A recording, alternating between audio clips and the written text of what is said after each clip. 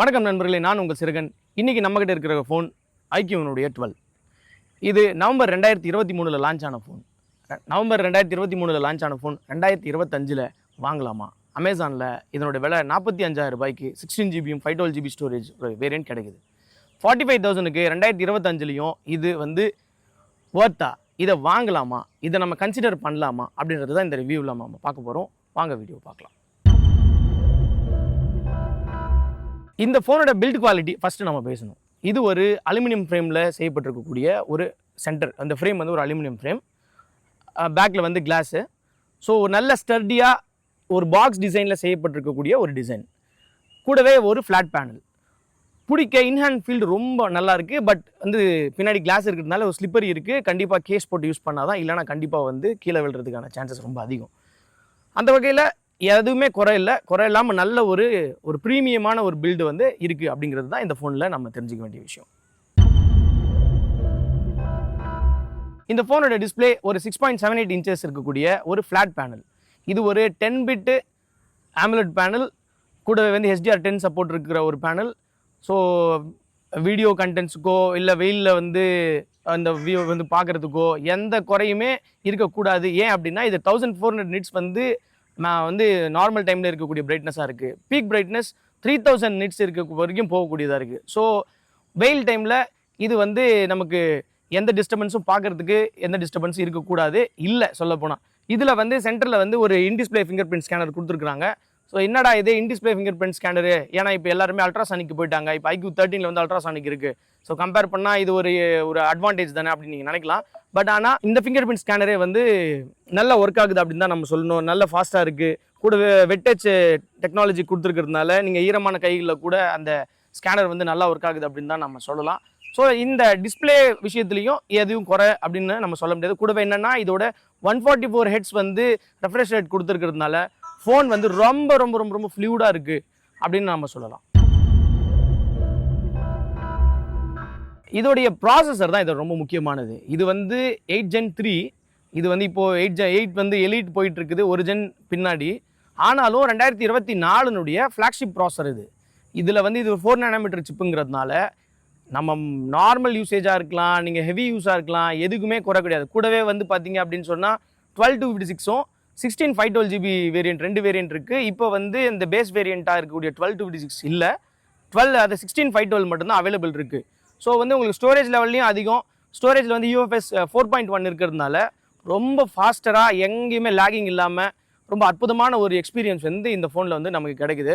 So இன்றைக்கி மார்க்கெட்டில் கரண்ட்டில் கிடைக்கக்கூடிய 40,000 பட்ஜெட்டில் இருக்கக்கூடிய ஃபோனில் கம்பேர் பண்ணும்பொழுது இது வந்து கண்டிப்பாக வந்து ஒரு வேலிடான ஃபோன் தான். ஏன்னா ஒரு ஜெனரேஷன் பின்னாடி ப்ராசஸர் இருந்தாலும், பழைய ப்ராசஸர் இருந்தாலுமே பெரிய டிஃப்ரென்ஸ் வந்து உங்களுக்கு வந்து டே டு டே யூஸுக்கு தெரியாது. நீங்கள் வந்து கேம் விளையாடுறதுலையோ இல்லை வந்து வீடியோ ஷூட் பண்ணுறதுலையோ day to day multitasking பண்ணுறதுலையோ எந்த குறையுமே இதில் வந்து தெரிய போகிறதில்ல. அந்த வகையில் இது இன்னுமே ஒரு நல்ல ப்ராசஸர் தான். நல்ல ப்ராசஸர், நல்ல ஸ்டோரேஜ் இருக்கக்கூடிய ஒரு மொபைல் தான். பேட்டரி எடுத்துக்கிட்டோம்னு சொன்னால் இதில் 5000 mAh பேட்டரி கொடுத்துருக்காங்க. கூடவே பாக்ஸில் 120 வாட் சார்ஜர் இன்க்ளூட் பண்ணுறாங்க. இந்த 120 வாட் சார்ஜரை நம்ம யூஸ் பண்ணி 0 to 100 வெறும் 17 மினிட்ஸில் நம்மளால் சார்ஜ் பண்ண முடியும். ஸோ நீங்கள் இப்போ ஒரு 40% சார்ஜ் இருக்குது அப்படின்னு நீங்கள் சார்ஜ் போட்டு ஒரு டீ சாப்பிட்டு வரவோ, குளிச்சுட்டு வரவோ, ஒரு 5 நிமிஷம் கழிச்சு வந்து பார்த்தீங்கனால இந்த ஃபோனோட பேட்டரி ஃபுல்லாகி இருக்கும். ஸோ அந்த அளவுக்கு ரொம்ப வந்து அற்புதமான ஒரு ஃபாஸ்ட் சார்ஜிங் வந்து இது கொடுக்குறாங்க. பொதுவாகவே IQ வந்து இந்த டெக்னாலஜியை அவங்களுடைய 7 சீரீஸ்லேருந்தே அவங்க பயன்படுத்திட்டு இருக்கிறாங்க. ஸோ லாஸ்ட் ஜென்ரேஷன் 10 இருக்கலாம், 11 இருக்கலாம், எல்லாத்துலேயுமே இது வந்து பயன்படுது, யூஸ் பண்ணிட்டு இருக்காங்க. இப்போ வந்துருக்கூடிய IQடைய Neo 10 கூட அதே 120 வாட் சார்ஜ் கொடுத்துருக்கிறது ரொம்ப முக்கியமான விஷயம். சரி, சார்ஜ் ஏறது தான் ஃபாஸ்ட்டாக ஏறுது. அப்போ சார்ஜ் நிற்கிறது எப்படி இருக்குது அப்படின்னா, ஒரு நாளைக்கு கண்டிப்பாக ஸ்க்ரீன் ஆன் டைம் 6.6 6.5 மணி நேரத்துலேருந்து 7 மணி நேரம் ஸ்க்ரீன் ஆன் டைம் வந்து நமக்கு வந்து கிடைக்குது. ஸோ இது வந்து நார்மல் வந்து ஓரளவுக்கு கொஞ்சம் புஷ் பண்ணி யூஸ் பண்ணுறவங்களுக்கு, நார்மல் யூஸருக்கு இன்னும் கூட அதிகமாக கிடைக்கலாம். ஸோ ஒரு நாள் முடிகிறப்போ கண்டிப்பாக ஒரு 40% சார்ஜ் மீதி இருக்கும் அப்படின்றது தான் நான் வந்து இதிலிருந்து தெரிஞ்சுக்கிட்ட ஒரு விஷயம். ஸோ என்டர்டெயின்மெண்ட் ஆஸ்பெக்டில் இந்த ஃபோன் வந்து பார்த்தீங்கன்னா ஒரு ஸ்டீரியோ ஸ்பீக்கர் கீழே வந்து பார்த்தீங்கன்னா இந்த கீழே ஒரு ஸ்பீக்கர் கிரில்லும் மேலே ஒரு ஸ்பீக்கர் கிரில்லும் கூடவே வந்து பார்த்தீங்கன்னா ஒரு IR பிளாஸ்டர் கொடுத்துருக்குறாங்க. அது ரொம்ப யூஸ்ஃபுல்லாக இருக்கும். நீங்கள் வீட்டில் இருக்கிற கேஜெட்ஸ்லாம் வந்து யூஸ் பண்ணுறதுக்கு அது யூஸ் ஆகும். ஸோ 2 ஸ்பீக்கர், ஒரு 6.78 இன்ச்சஸ் நல்ல பேனல், அந்த ஸ்பீக்கரோடைய வந்து குவாலிட்டி வந்து ரொம்ப நல்லா இருக்குது. ரெண்டுமே பாய்ஸ்டாக இருக்குது. கீழே வந்து அதிகமாகவும் அப்படி இல்லாமல் ஒரு 60-40 அளவுக்கு வந்து பேலன்ஸ்டாக கொடுத்துருக்குறாங்க. ஒரு நல்ல லவுடாக இருக்குது. எந்த குறையும் இதில் சொல்லிக்கிறதுக்கு இல்லை. இதில் வந்து Wi-Fi 6 இருக்குது, கூடவே ப்ளூடூத் 5.4 இருக்குன்றதுனால கரண்ட்டில் இருக்கக்கூடிய எல்லா கேஜெட்ஸ்க்குமே இது வந்து சப்போர்ட் பண்ணக்கூடியதாக இருக்குது. அப்புறம் வந்து பார்த்திங்கன்னா இந்த ஃபோன் வந்து விடும்போது லான்ச் பண்ணும்போது Android 14 வந்தது. அப்புறமா 3 இயர் சர்வீஸ் வந்து அதாவது 3 இயர் அப்கிரேட் வந்து கொடுப்பாங்க அப்படின்னு சொல்லி சொன்னாங்க. மேஜர் 3 அப்டேட் கொடுப்பாங்க அப்படின்னாங்க. பட் ஆனால் என்ன பண்ணிட்டாங்க, ரிவைஸ்டு இப்போ 4 அப்கிரேட் உங்களுக்கு கிடைக்குது. இப்போ வந்து Android 15 ரன் ஆகிட்டு இருக்குது. ஸோ ஃபன்டச் OS வந்து நான் ஆல்ரெடி முன்ன வீடியோவில் சொல்லியிருப்பேன். ஃபன்டச் OS வந்து ஒரு முன்னா விட ஓகே பரவாயில்ல அப்படின்னு சொல்லலாம். பட் ஆனால் மற்ற ஓஎஸ் கம்பேர் பண்ணும்போது, மற்ற பிராண்ட்ஸோடைய ஆப்ரேட்டிங் சிஸ்டமை கம்பேர் பண்ணும்போது ஃபன்டச் OS வந்து பரவாயில்ல, ஓகே. ஆனால் பக்ஸ் இல்லை. இது வரைக்கும் இந்த ஃபோன் யூஸ் பண்ணதில் எதுவும் பக்ஸ்லாம் எதுவும் கிடையாது. ரொம்ப க்ளீனாக தான் இருக்குது. என்ன அந்த ஏஐ ஃபீச்சர்ஸ் எல்லாம் இந்த 15 தான் கொண்டு வந்தாங்க. அந்த வகையிலும் கொஞ்சம் அப்கிரேட் பண்ணியிருக்கிறாங்க அப்படின்னு தான் சொல்லலாம். ஸோ அடுத்தடுத்த அப்கிரேட்ஸில் இது இன்னும் மற்ற பிராண்ட்ஸ் கம்பேர் பண்ணும்போது இன்னும் நல்லா பண்ணுவாங்க அப்படின்னு நினைக்கிறேன். ஸோ என்டர்டெயின்மெண்ட் பர்பஸ்லையும் இது எந்த குறையும் கிடையாது. நல்லா வந்து ஒரு HDR சப்போர்ட் இருக்கிறதுனால உங்களுக்கு நெட்ஃப்ளிக்ஸ் கண்டென்ட்டை ஃபுல் வந்து உங்களுக்கு HDR கண்டென்ட்டாக பார்க்க முடியும். 4K ரெசல்யூஷனில் நம்மளால் பார்க்க முடியும். ப்ரைம்லையோ ஹாட்ஸ்டார்லையோ எல்லாத்துலேயுமே பார்க்க முடியும். ஸோ வந்து உங்களுக்கு ஸ்பீக்கரும் வந்து நல்ல ஸ்பீக்கராக இருக்குது. இது வந்து USB வந்து Gen 2ங்கிறதுனால உங்களால் இது வந்து வீடியோ அவுட்புட் கிடைக்காது, இதிலேருந்து கிடைக்காது நமக்கு. அது ஒரு மைனஸ் இதில் இருக்குது. இப்போ வீடியோ அவுட்புட் ஃபோன்லேருந்து எடுத்து நீங்கள் பண்ணணும்னா பண்ண முடியாது. ஏன்னா இது வந்து Gen 2ன்றதுனால பண்ண முடியாது. மற்றபடியாக என்டர்டெயின்மெண்ட் பர்பஸுக்கு சூப்பர், எல்லாமே வந்து நல்ல விதமாக பண்ண முடியும் அப்படின்றத நம்ம சொல்ல முடியும் இதில். அடுத்து இந்த ஃபோனுடைய ரொம்ப முக்கியமான ஒரு இடமா வந்து பார்க்கக்கூடியது, நான் வந்து இந்த கேமராவை தான், இந்த கேமரா செட்டப் வந்து ரொம்ப முக்கியமானதாக சொல்கிறேன். ஏன்னா IQ 13ல் ஒரு 50 MP, அடுத்து இன்னொரு 50 MP, இன்னொரு 3 50 MP கொடுத்துருந்தாங்க. ஒரு பிரைமரி சென்சர், ஒரு டெலிஃபோட்டோ கொடுத்துருக்குறாங்க, அடுத்து ஒரு அல்ட்ராவைட் கொடுத்துருந்தாங்க. ஆனால் 12ல் ஒரு primary 50 MP சென்சரும் 64 MP periscope setup கொடுத்துருந்தாங்க. ஆனால் 13ல் வந்து பார்த்தீங்கன்னா வெறும் டெலிஃபோட்டோ தான் கொடுத்துருக்காங்க. இது ஒரு 3x பெரிஸ்கோப் சென்சர், கூடவே ஒரு 50 MP அல்ட்ராவைட் கொடுத்துருக்காங்க. எனக்கு கேட்டிங்கன்னா அந்த டெலிஃபோட்டோ 13 நல்லா தான் பண்ணுது. ஆனால் கம்பேரிட்டிவாக நீங்கள் வந்து ஜூம்டு ஷாட்ஸ்லாம் போகணுன்னா உண்மையாக இது வேறு லெவல். இதில் 64 MP கொடுத்துருக்கக்கூடிய பெரிஸ்கோப் செட்டப் சூப்பராக இருக்குது. கூடவே என்னென்னா இந்த டெலிஃபோட்டோ ஷூட்டரை வச்சு நம்ம மேக்ரோ எடுக்க முடியும்.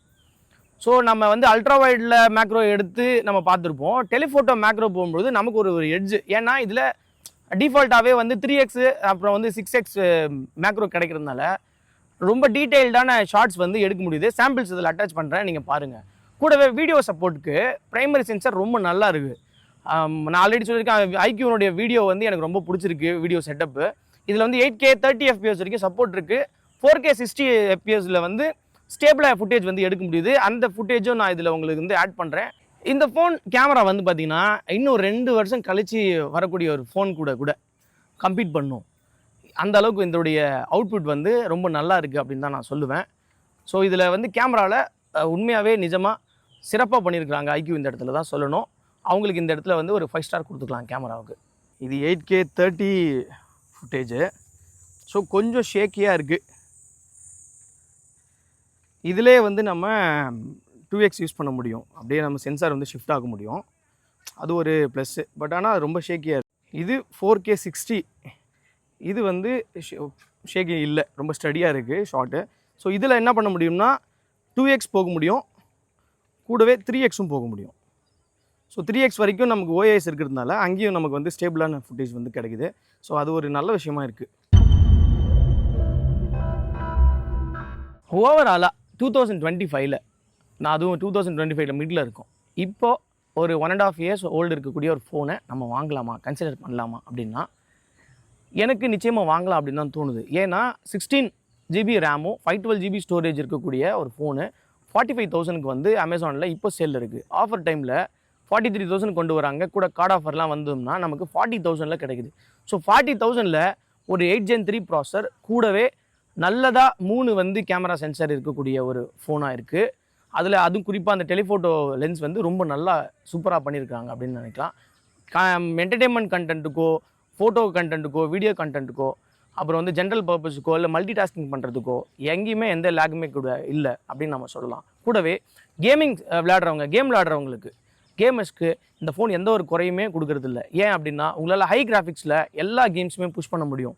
உங்களுக்கு கூடவே இதில் ஹீட்டிங் இஷ்யூவுமே கிடையாது. ஏன்னா 14லேருந்து 15 வரும்போது கொஞ்சம் இஷ்யூஸ் இருந்தது. இப்போ வந்திருக்கக்கூடிய சில அப்டேட்ஸில் அது சரியாகிருக்கு அப்படின்னு தான் நான் நினைக்கிறேன். ஸோ மேக்ஸிமம் வந்து உங்களுக்கு ஒரு 45 டிகிரி செல்சியஸ் வரைக்கும் உங்களுக்கு போக வாய்ப்பு இருக்குது. கேமிங்க்கும் எந்த தடையுமே இல்லைங்க, பட்டையை கலப்பலாம், ரொம்ப சிறப்பாக இருக்குது. ஸோ நீங்கள் ஒரு 40K பட்ஜெட்டில் ஒரு ஃபோன் போகணும் அப்படின்னு நினைக்கிறேன்னா யோசிக்காதீங்க. உண்மையாகவே இந்த நான் 40,000 பட்ஜெட்டில் ஒரு அற்புதமான ஃபோன். ஏன்னா இப்போ வந்து ஒரு இயர் வந்து நமக்கு OS அப்கிரேட்டும் கொடுத்துருக்குறாங்க. ஸோ வந்து நமக்கு இன்னும் ஒரு இயர் வந்து நமக்கு Android 18 வரைக்கும் கிடைக்க வாய்ப்பு இருக்குது. செக்யூரிட்டி பேட்சும் வந்து அவங்க 5 இயர்ஸ் இன்க்ரீஸ் பண்ணியிருக்கிறதுனால எந்த வகையிலும் நமக்கு பிரச்சனை இல்லைங்க. ஃபோனுடைய பில்டு குவாலிட்டி ரொம்ப நல்லா இருக்குது, லாங் லாஸ்டிங்காக இருக்குது. விவோவோட சர்வீஸ் சொல்லவே வேணாம், அவங்களது பெஸ்ட்டாக இருக்குது. நானே 2-3 தடவை வந்து அதை நான் வந்து அந்த நேரடியாக வந்து எக்ஸ்பீரியன்ஸ் பண்ணியிருக்கேன். அவங்களோட சர்வீஸ் ரொம்ப நீட்டாக இருக்குது. அந்த வகையில் iQOO 12 2025லையும் வாங்கக்கூடிய ஒரு டிவைஸ் தான் அப்படின்னு நான் நினைக்கிறேன். உங்களுடைய தாட்ஸ் என்ன அப்படின்றத கமெண்ட்டில் சொல்லுங்கள். அடுத்த வீடியோவில் பார்க்கலாம். நன்றி.